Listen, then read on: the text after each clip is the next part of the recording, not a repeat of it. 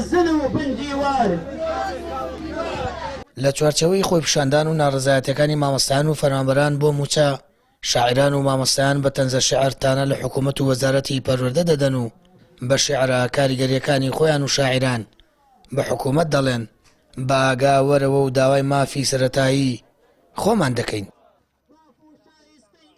تاکەی حکومڕانی بەم شێوەیە خۆ ئێمە لە ژێر دەسەڵاتی داگیرکارانی وایاننا ئێمە لە ژێر دەسەڵاتی کەسێکین کە لە خۆمانە کە کووردە نابی هەز بە معاناتمان بکە نابی هەز بە کێشەمان بکە.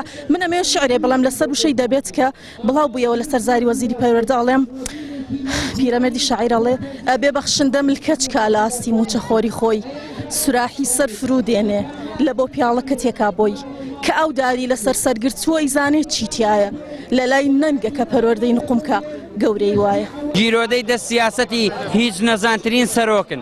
سۆفی مەروان شاعرێکی لاوە و لەگەڵ مامۆستایان و فەرمانبەران دەنگی ناڕازی بەرز کردوێتەوە و داوای موچە دەکات ستەمی حکوومەت هێرێم لە موچەخۆران دەوەنێتەوە.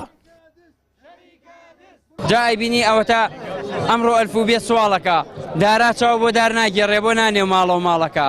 ئەمڕۆ هەرچی یاسا هەبوو لە ڕێزمان و لە جەدۆلە هەرچی عیلم و معریفەت بوو کە فێری ئەبووین لە پۆلە سرود و وێنە و گۆرانی شعری بەرزی نیشتیمانی ماف و زانست لەگەڵ ئاین کۆمەڵایەتی تا دوایین ئەمڕۆ سکبرسی محتاجن نانی سوتاوی سەرساجن بێڕەواجن لە جێی سوالکەر و گەڕۆکن چارۆکەی سوال لە بەرۆکن گیرۆدەی دە سیاسەتی هیچ نەزانترین سەرۆکن.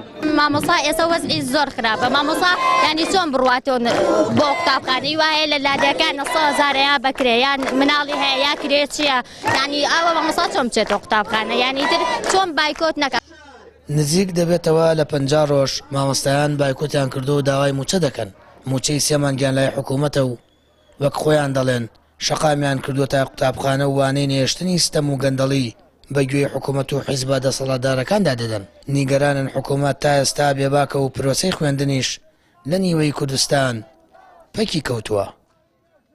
سامان فەتاح کەناڵی ئاسمانی پەیام هەڵەبجە.